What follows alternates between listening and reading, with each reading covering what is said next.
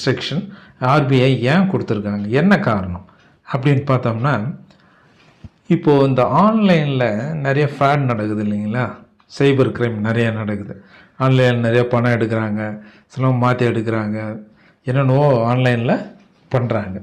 அடிக்கடி நமக்கு மெசேஜ் எல்லாம் கூட வரும், ஆர்பிஐ மெசேஜ் கொடுப்பாங்க, போலீஸுங்க மெசேஜ் கொடுப்பாங்க. இது மாதிரியெல்லாம் இந்த வழியிலெல்லாம் அவங்க ஏமாற்றுவாங்க, இந்த வழியிலெல்லாம் அவங்க வந்து பணத்தை எடுத்துக்குவாங்க, ஸோ ஜாக்கிரதையாக இருங்கன்ட்டு நிறைய மெசேஜ் கொடுக்குறாங்க.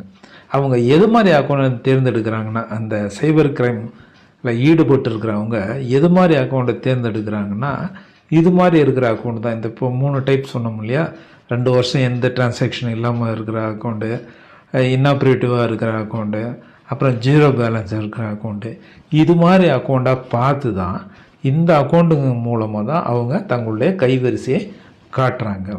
நிறைய